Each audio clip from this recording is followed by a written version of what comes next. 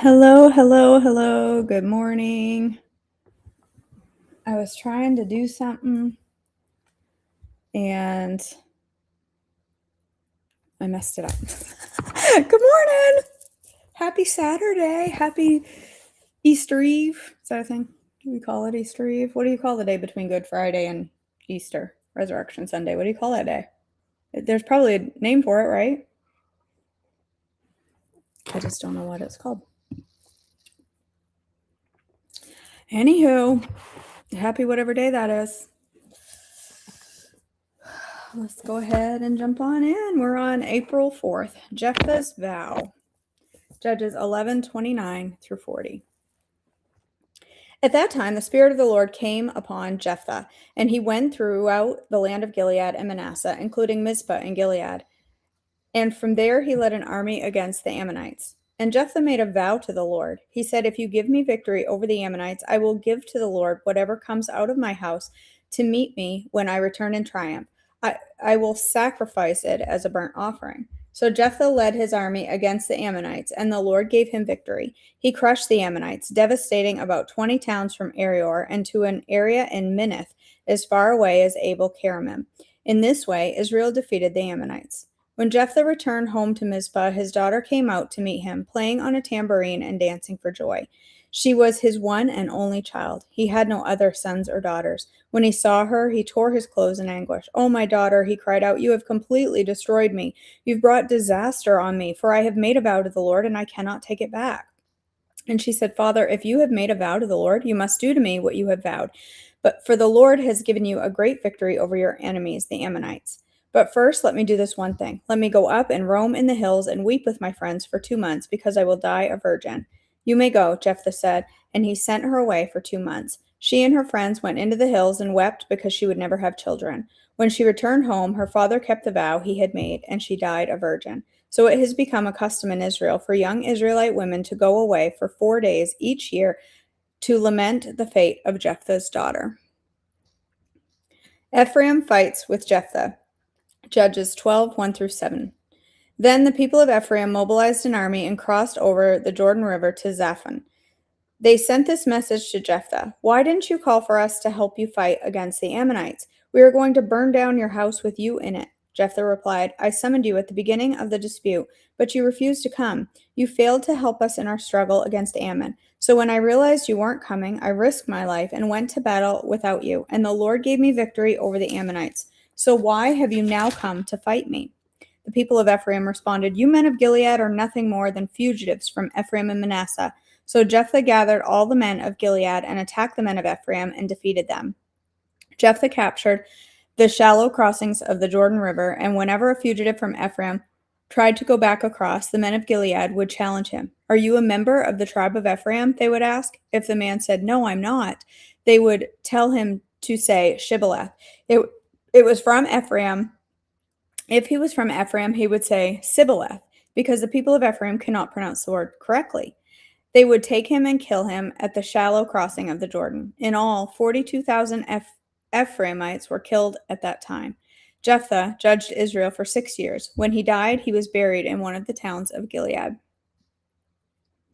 Ibzan becomes Israel's judge. Judges 12:8 through 10. After Jephthah died, Ibzan from Bethlehem judged Israel. He had 30 sons and 30 daughters. He sent his daughters to marry men outside his clan, and he brought in 30 young women from outside his clan to marry his sons.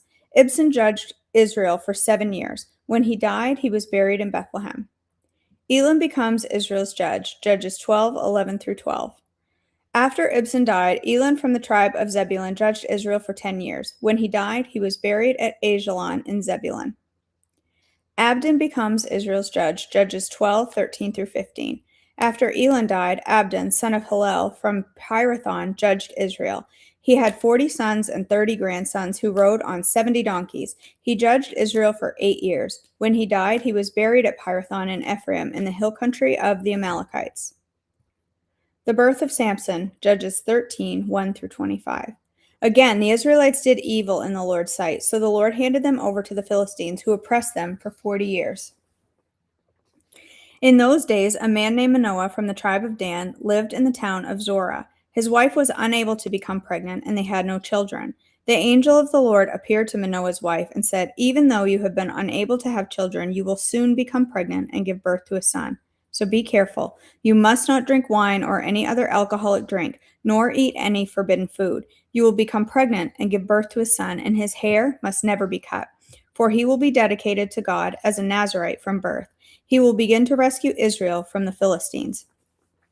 The woman ran and told her husband, "A man of God appeared to me. He looked like one of God's angels, terrifying to see. I didn't ask where he was from, and he didn't tell me his name. But he told me, 'You will become pregnant and give birth to a son. You must not drink wine or any other alcoholic drink, nor eat any forbidden food. For your son will be dedicated to God as a Nazirite from the moment of his birth until the day of his death.'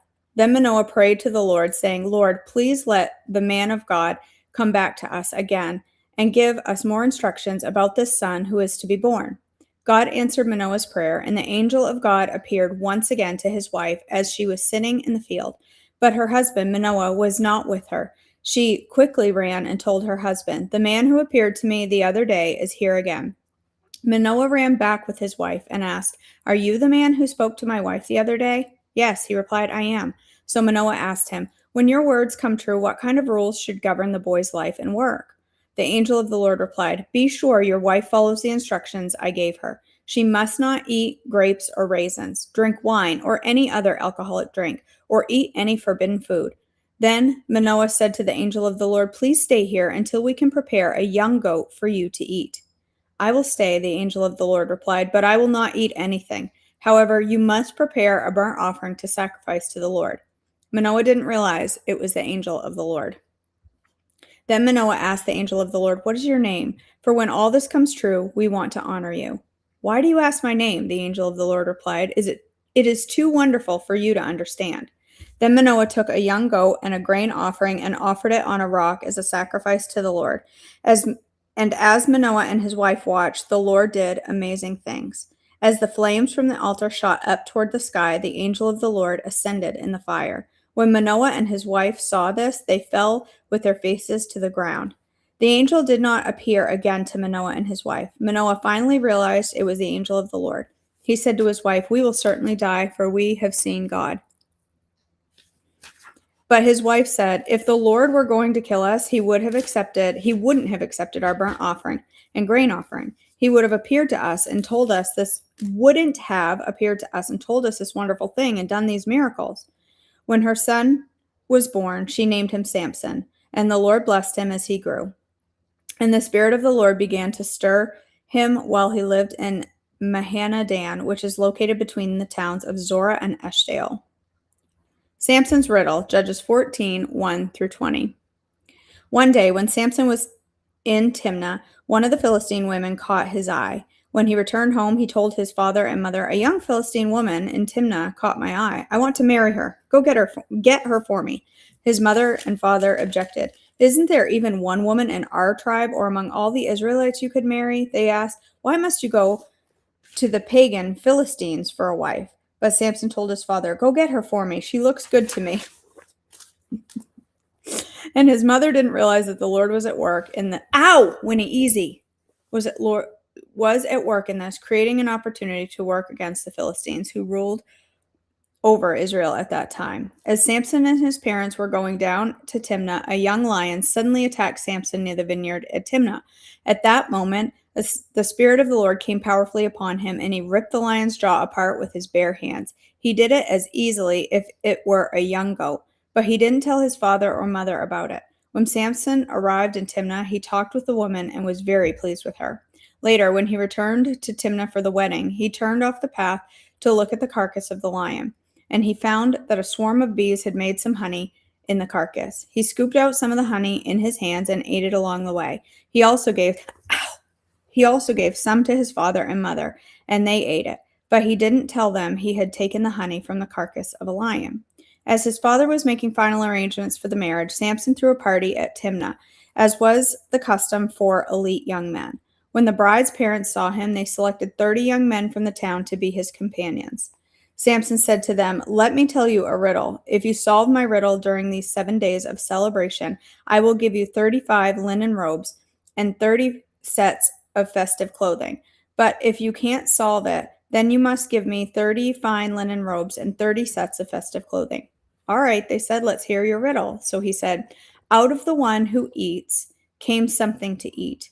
Out of the strong came something sweet. 3 days later, they were still trying to figure it out.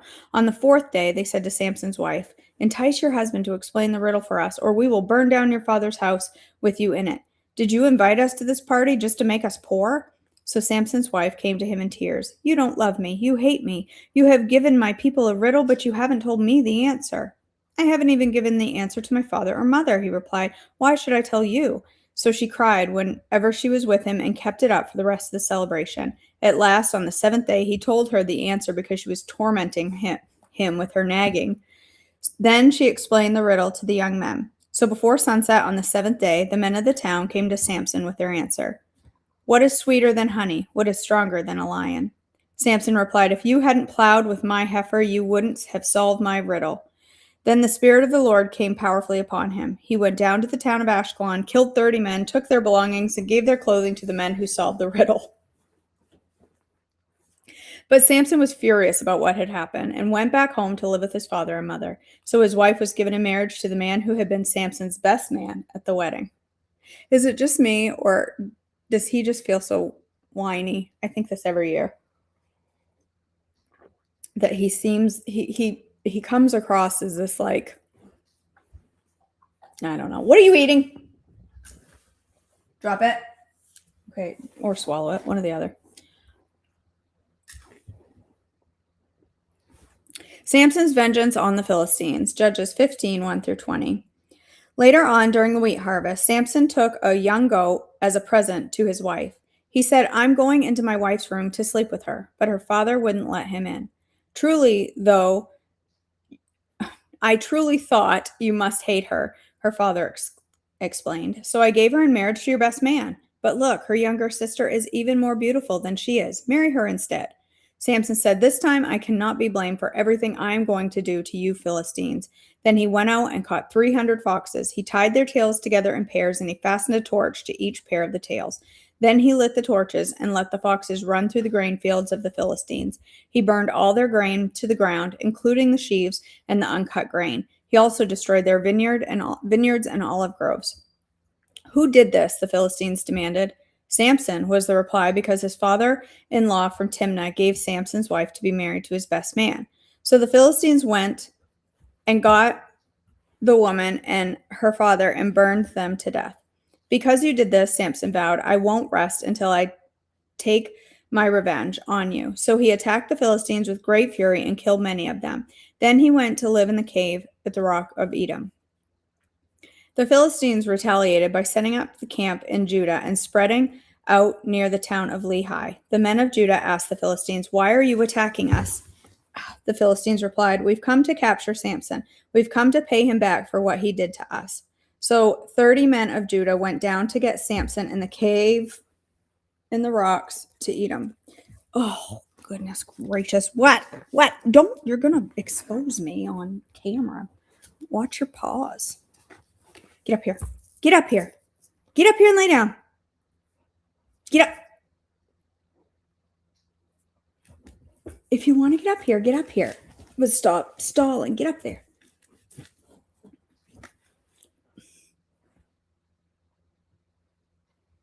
Get up there, Winnie. We've come to pay him back for what he did to us. So 3,000 men of Judah went down to get Samson at the cave in the rock of Edom. They said to Samson, don't you realize the Philistines rule over us? What are you doing to us? What? Winnie, get up there and lay down. If you're going to get up there, lay down. No. But Samson replied, I only did to them what they did to me. But the men of Judah told him, we have come to tie you up and hand you over to the Philistines. All right, Samson said, but promise me that you won't kill me yourselves. We will only tie you up and hand you over to the Philistines, they replied. We won't kill you. So they tied him up with 2 new ropes and brought him up from the rock. As Samson arrived at Lehi, the Philistines came shouting in triumph. But the Spirit of the Lord came powerfully upon Samson, and he snapped the ropes on his arms as if they were burnt strands of flax, and they fell from his wrists. Then he found the jawbone of a recently killed donkey.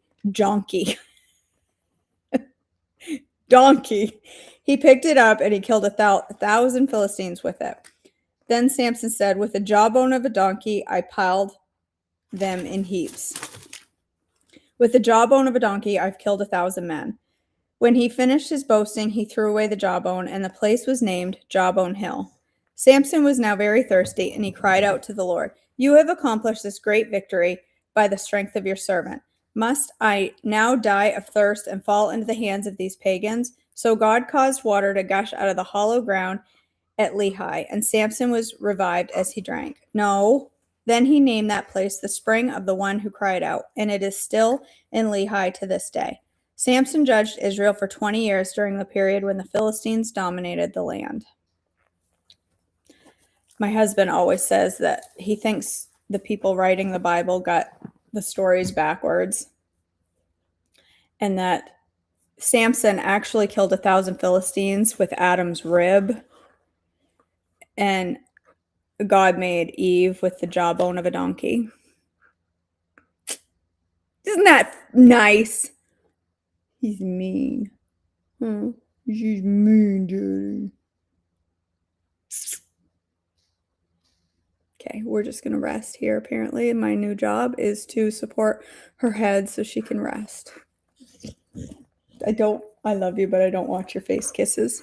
I don't want your squishy faces. She's a good girl. Did you snuggle bug this morning? You're going to help me make marshmallow eggies?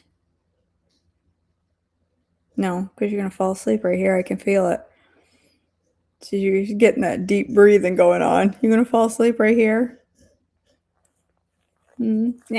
Stop with the tongue. I don't need your tongue.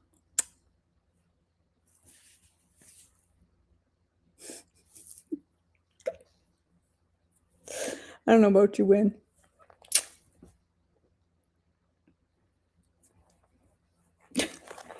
All right, stop biting me. Yes, she is. She's 55 pounds. Winnie. No. No. Get back up there. Get back up there. Get back up there. You're going to fall on my computer. You're going to spill my coffee, and that is not going to make me happy. No, her head is huge. She's big. She is big. Yeah. Where are you going? Get back up there. Get back up there. Get up there. Get back up there. You don't come down this way. You come down this way. You know that. That's the rules. We've practiced this.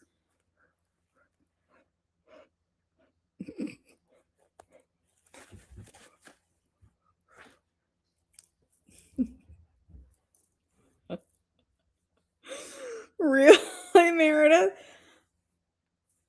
I said 55. I meant 45, not 55, 45. She went to the last time she went to the doctor, she was 45 pounds. No. What are you doing?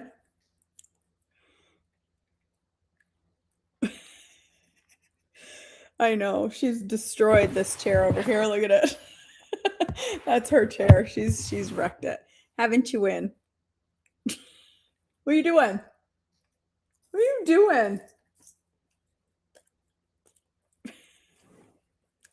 I appreciate you doing that on my head. I know, right? Let's be careful what we're grooming on camera, shall we?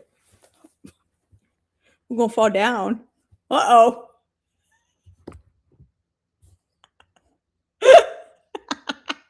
What are you doing? Just give me a massage. You give me a massage, Minnie. Minnie, what are you doing? What are you doing?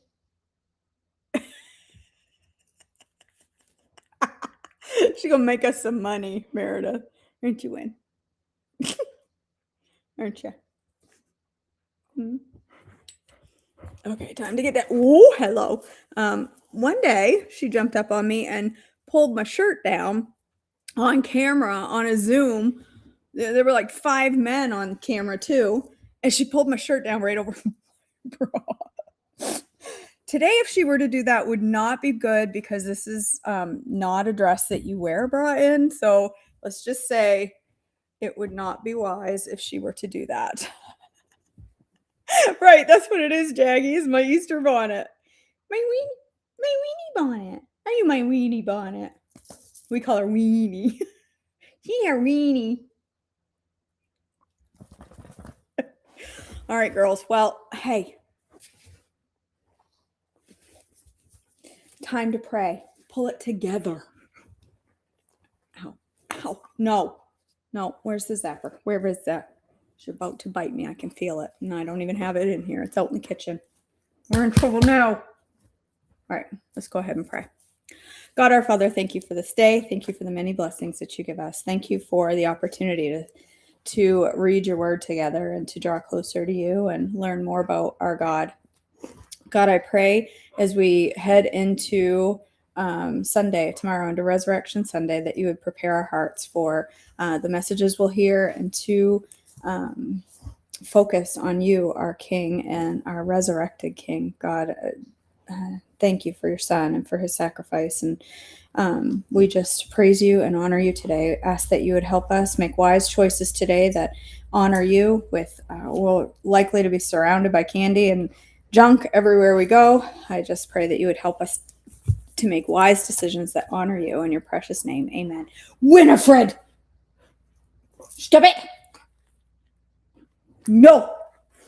Where's my zapper? Is it in the... Oh, it is right here. Stop biting. That's what she does. You stop biting. All I have to do is pick up the remote, which is not very helpful because it's just teaching her to be scared of the remote. But it's all right. At least it gets her to stop biting me.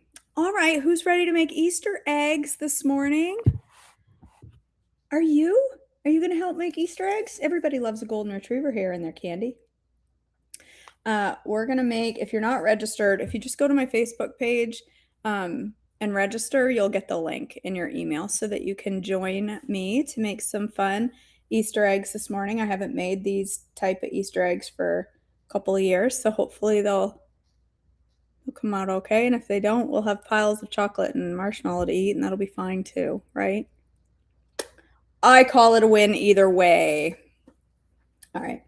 I love you, girls. I hope you have an amazing Easter weekend. If I don't see you tomorrow on Devotions, I just pray you have a wonderful weekend. I love you, girls, and I hope to see you on Zoom.